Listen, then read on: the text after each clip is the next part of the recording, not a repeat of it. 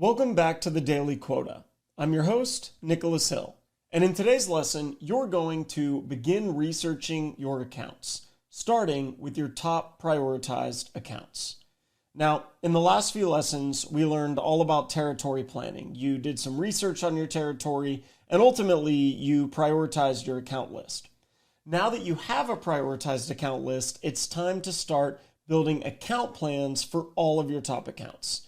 And a good account plan is going to include both account research and an account strategy. Now, when we think about an account plan, if you've never done one of these before, a good account plan is going to contain all of the contacts that you know at the account.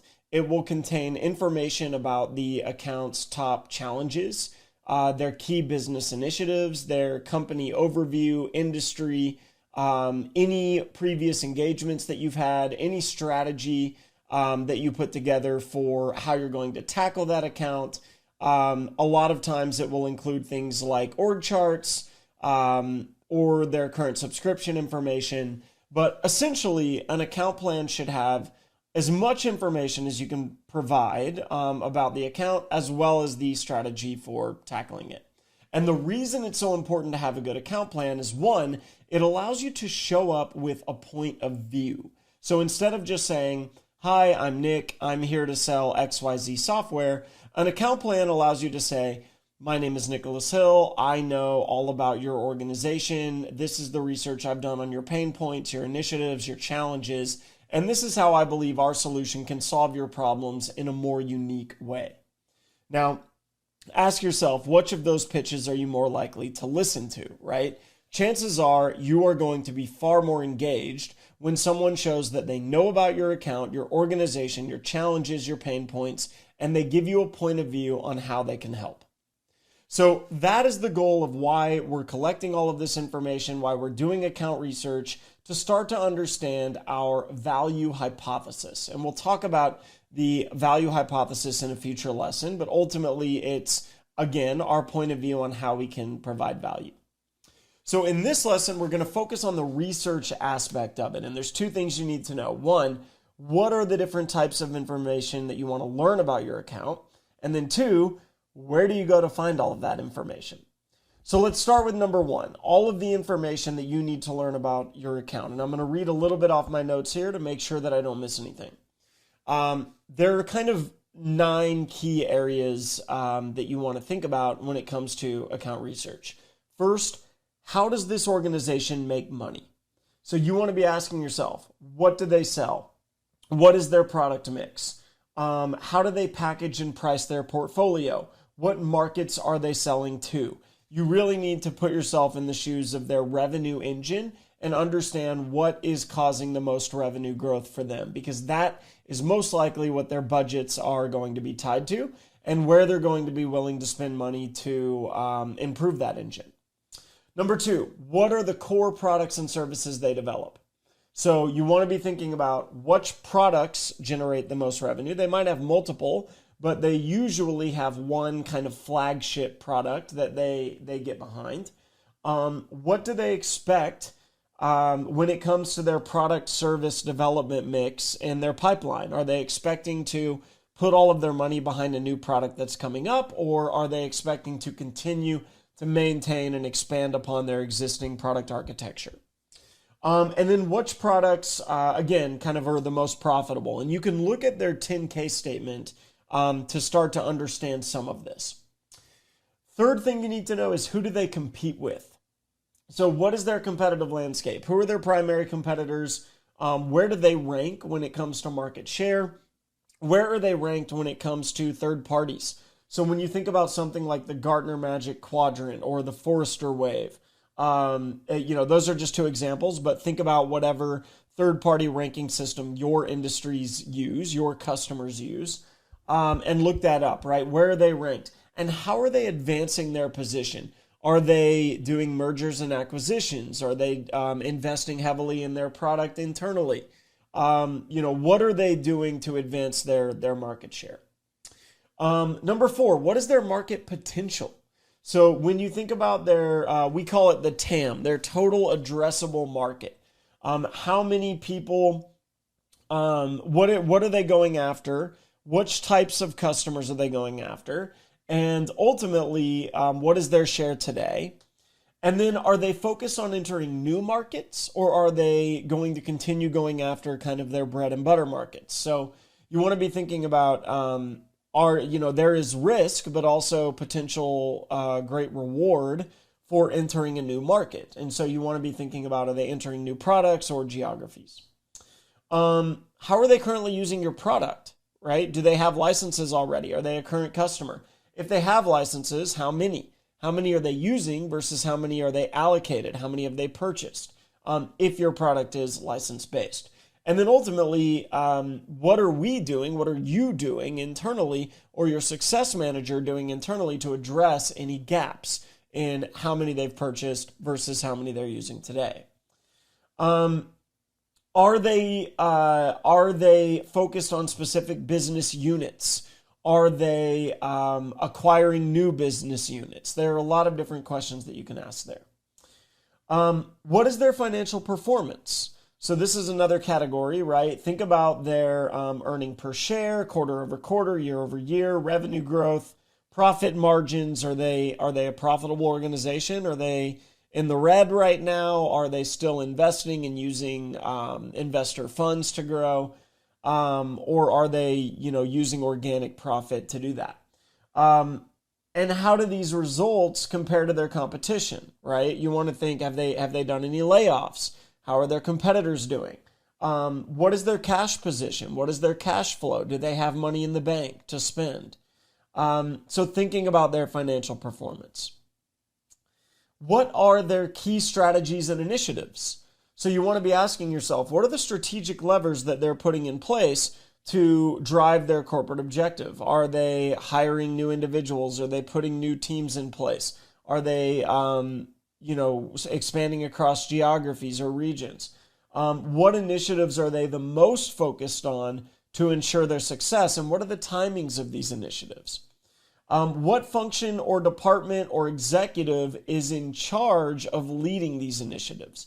You want to be asking yourself, who is the person that's actually holding the bag on this? Who's the person whose reputation is at stake?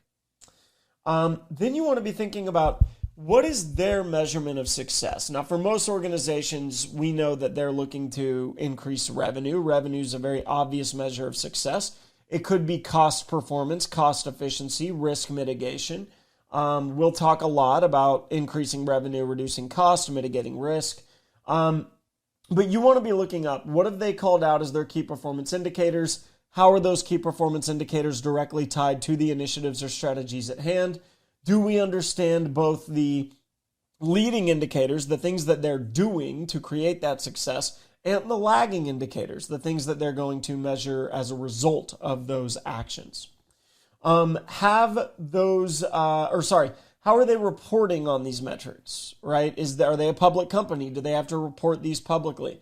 Are they reporting to internal investors? And then, ultimately we'll talk about how you can gain some of that information. What are their risks? What are the risks to these strategies? Perform a SWOT analysis as if you were the customer.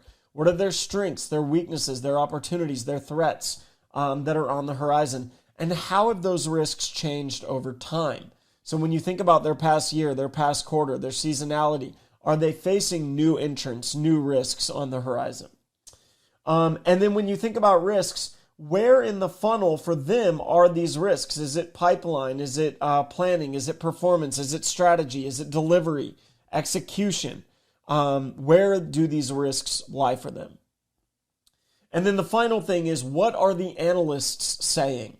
When you think about financial analysts, investment analysts, industry analysts, thought leadership firms like McKinsey, Bain, Boston Consulting Group. And then don't forget the competitors, right? What are their competitors saying about them? Or what are competitors saying about themselves in comparison to your prospect? So thinking about these 9 things to kind of recap, how do they make money? What are their core products? Who do they compete with? What is their market potential? What is their financial performance? What are their key strategies and initiatives? How are they going to measure success? What are the risks to that success? And what are the analysts saying about them? Now, if you can learn those things, if you can learn all of those things, I would be shocked. I would be massively shocked. It is very, very rare that you are going to be able to determine all of this information. This is the North Star. This is what you're going after, but it's not always going to succeed. And a lot of this information, it's proprietary, it's internal, it's not public facing. You can't get all of this by searching their website, by searching their blogs, even by searching their financial documents a lot of times. So you're going to have to get creative for how you learn things and how well you're willing, how deep you're willing to dig, right? So let's talk about some of the ways that you can actually search for this information. One, you want to skim their website. When you're looking at their website, look through their investor relations section, look through their blog posts, environmental impact statements, read their newsroom, look for company values and mission statements. Those can tell you a lot about kind of culturally what they're after. Especially for public companies, you want to look into their financial health, their business model, their strategic priority, their future plans. You can look at earnings reports, 10K filings, investor call transcripts. If they're private companies, you can potentially find fundraising documents out there. You can ask ChatGPT to look at these things. You can actually upload documents directly to AI and use those. The next thing you can do is look at their career postings. So you can look at their career center, their current job postings, the types of roles that they're hiring for. What are the skill sets that they're looking for? You can sometimes find different methodologies or processes that they practice. Did I already say investor call transcripts? I can't remember, but investor call transcripts, you can upload those to AI as well and have it analyze those transcripts. Google News and alerts, look them up on news aggregators, right? What's being said about them? What are they struggling with? Set up Google News alerts to keep track of the latest developments, news articles, mentions of the company. You should absolutely have job alerts and news alerts set up for your top 2 or 3 organizations. This can give you a lot of insight into what that organization is doing. It gives you real-time information about market moves, product launches, strategic shifts. And those things are incredibly timely. If you can get ahead of when those things are going to happen, then right when they happen, you can send an email about them and how your product or solution can help with those things. We mentioned financial statements and earning calls. Make sure that you're looking at those. Third-party reviews and rating websites. So checking G2, TrustRadius, Glassdoor. That's one that not a lot of people think about. If you really want to know about what's going on inside of an organization, check their employee reviews. Check their hiring process reviews. Glassdoor can teach you a lot of information and give you some perspective on their reputation and their internal culture. Leverage AI tools, we mentioned a few ways to do that. Social media is another way. You can check their social media or what people are saying about them on social media. You can look through LinkedIn Sales Navigator to understand posts that are being posted by company executives, by their competitors. You can look at growth alerts by department, which could signal some strategic initiatives or shifts. And then if you want to get really creative, just Google them and start to see what comes up. You'd be surprised. Sometimes you can find executive interviews on podcasts or YouTube. You can find a lot of information just by looking around and seeing what sticks. Now, obviously, those are all public-facing sources of information, but one of the most powerful sources of information is your internal champion. So if you have an internal champion, especially a strong internal champion, ask what's going on, ask what the challenges are, the initiatives, the priorities, all of the different things that you're going after. Make sure that you're reaching out and that it's a two-way street, that you're giving value, and make sure that you're earning their trust by not spreading that information around or gossiping about it, but that you're using it to strategically help their organization in a robust way. So that covers all of the different public-facing areas that you can go to search for information about your organization, as well as, making sure to ask your internal sources to ultimately collect as much information as you can. And now we've taken a look at both what information you should be looking for to help you lead to the value hypothesis, which we'll cover in the next lesson, as well as what are the different areas that you can search in order to get that information. So, all right, now it's your turn. For today's assignment, we want you to do this research for your top prioritized account.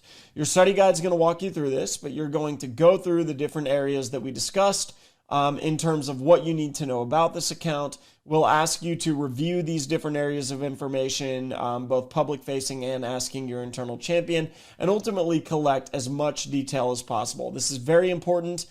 Because in the next lesson, you're going to be using this to inform your value hypothesis, which you will ultimately use to write your outreach messaging to book a meeting with this organization. So take your time, ask your manager, mentor, new hire buddy to have a second set of eyes on it for feedback. And that's it for today's lesson on the Daily Quota. Thanks for listening, and we'll see you next time.